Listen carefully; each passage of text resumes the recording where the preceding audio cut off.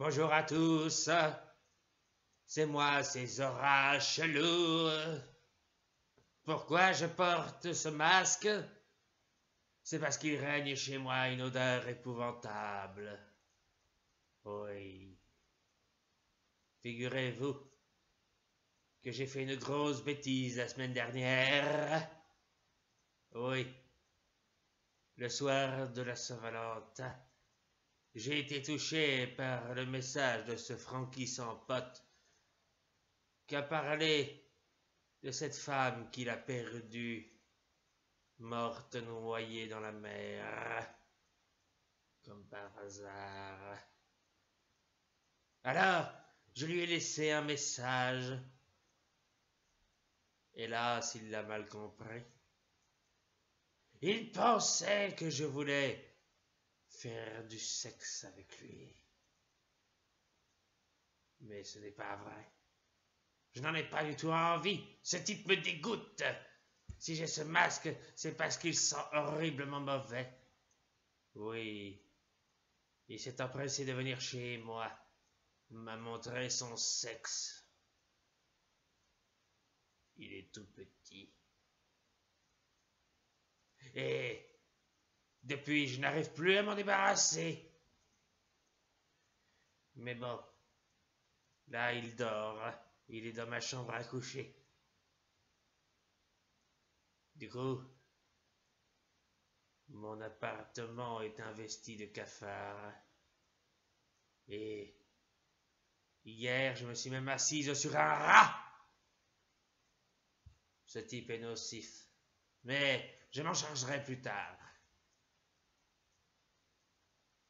Si je fais cette vidéo, c'est pour parler de quelque chose de bien plus grave. L'antisémitisme. Oui.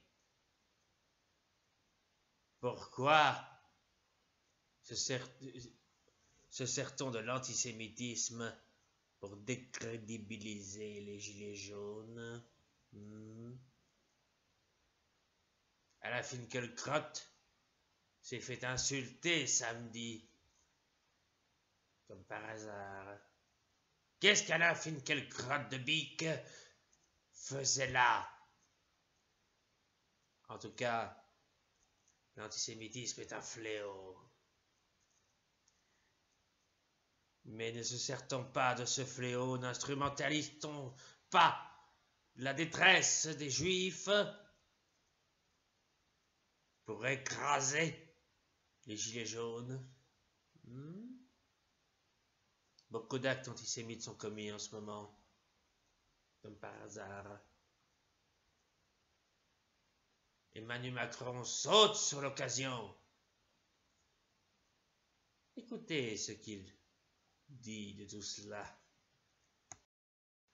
Mes chers compatriotes de merde, je suis président de la République et je fais strictement ce que je veux. Mais ce n'est pas le sujet. Je tenais à intervenir pour remercier plus particulièrement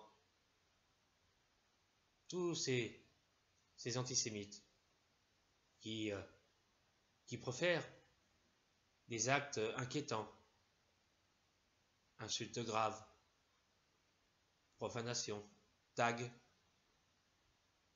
Grâce à eux, je vais pouvoir, avec l'aide de BFM TV bien sûr, écrabouiller les gilets jaunes. Car les gilets jaunes, ça suffit. Ça fait depuis le mois de novembre que j'essaye de faire croire aux gens que j'ai changé. Mais il est hors de question que je change. J'emmerde le peuple.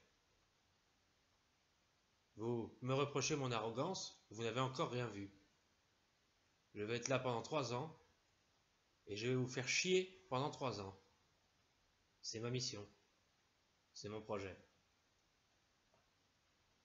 Donc, merci aux antisémites de France. Grâce à vous, on ne parle plus que de vous.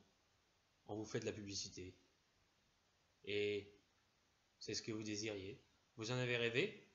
Macron l'a fait. Alors, Nous allons pouvoir maintenant interdire les manifestations et permettre au CRS de vous taper dessus et de vous tuer en disant que c'est légitime. Bientôt, les gilets jaunes, c'est pas un œil que vous allez perdre. Vous allez absolument tout perdre.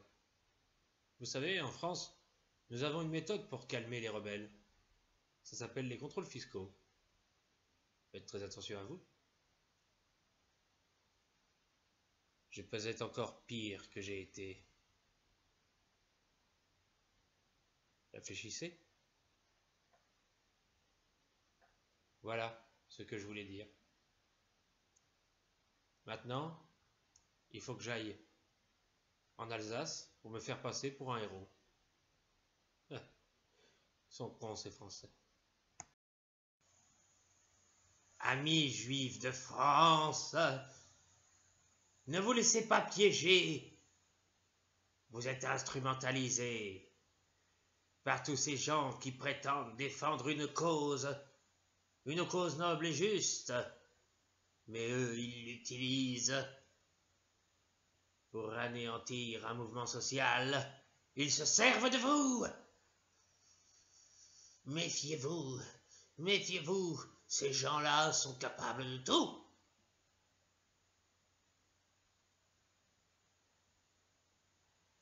Manu Macron est allé au dîner du CRIF pour vous entuber, vous enfumer. J'espère qu'il a bien mangé. Ouais, l'antisémitisme. Tout le monde se rue sur cette idéologie poison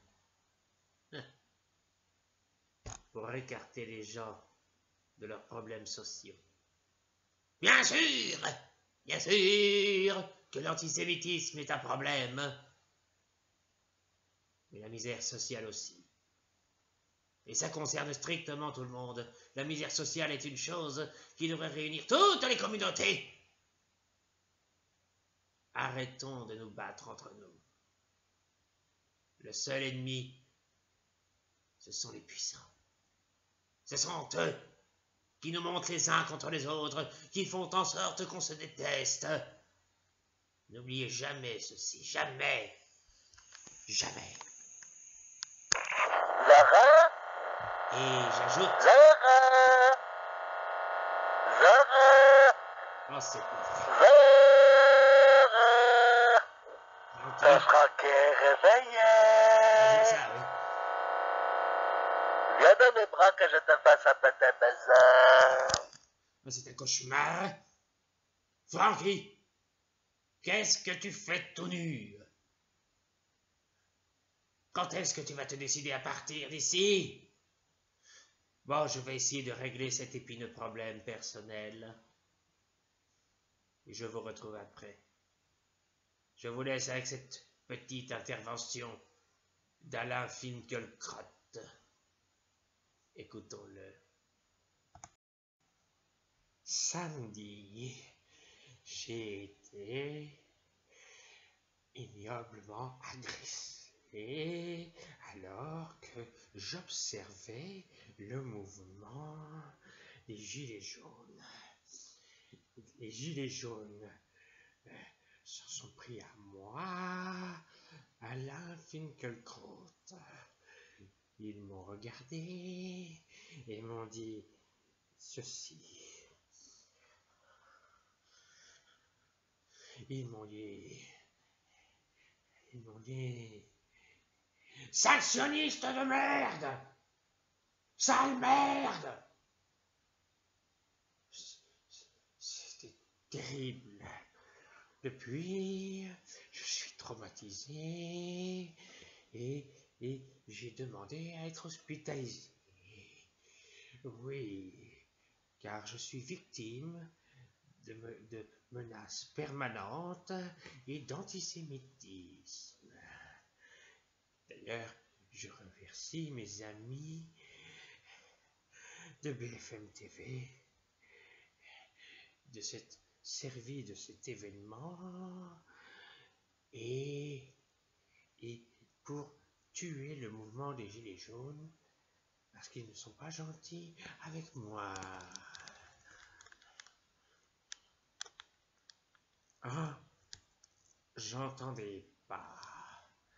C'est certainement le docteur Pilaport, ce médecin idiot qui s'occupe de moi. Laurent? J'ai très peur. Il faut que je me cache. Bonjour, monsieur Finkielkraut. C'est l'heure de votre piqûre journalière. Non, non, pas de piqûre. Pas de piqûre? Mais arrêtez de vous cacher, je vous vois. Ne soyez pas ridicule. Taisez-vous! Taisez-vous!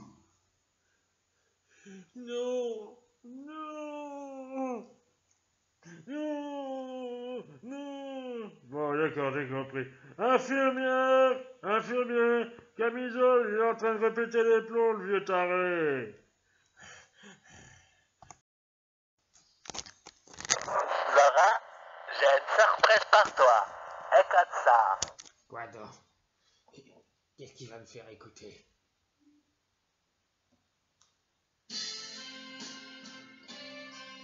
C'est un cauchemar! Mais qu'est-ce que j'ai fait? Qu'est-ce que j'ai fait de mal? Je suis persécuté. Ta chatte s'endort sur le sofa. Je t'allume une cigarette. Je te mets un doigt. Je danse, Laurent. Non, je danserai pas, merci. Il me tend les bras pour que je danse avec lui. Il est tout nu, à poil. Ce type est fou. Francky reste tué. Avec ton petit zizi.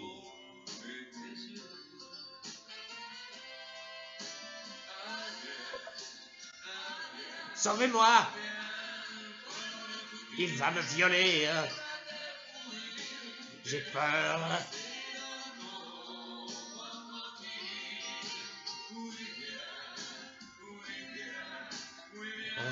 Je vais craquer. Stop à la haine, la violence, le racisme, l'antisémitisme, l'homophobie et toutes ces merdes qui polluent notre pays. Moi, en attendant, je me sauve d'ici. Je vais rejoindre à la Finkielkraut, à l'hôpital psychiatrique. Au revoir à tous, et je vous laisse avec Jean-Michel Paty. Alors, honnêtement, si les gilets jaunes en prennent plein la poire, c'est un petit peu de leur faute. Parce qu'il n'y a aucune convergence entre les propos. D'un côté, l'extrême gauche, de l'autre côté, l'extrême droite, et il est très clair que personne ne se comprend, que personne ne s'entend. Vous comprenez? Et en plus, ils sont récupérés par les politiciens qui inévitablement, eh bien, se ruent sur l'idéologie gilet jaune.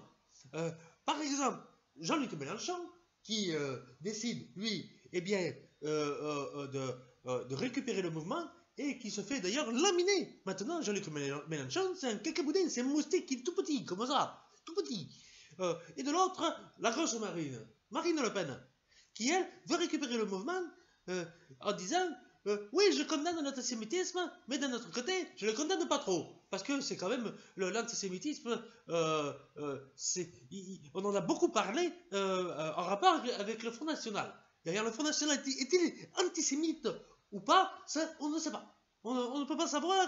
Et d'ailleurs, je vous laisse parce qu'il y a des gens qui me reprochent de parler pour rien dire. Et le moins que l'on puisse dire, c'est que c'est vrai.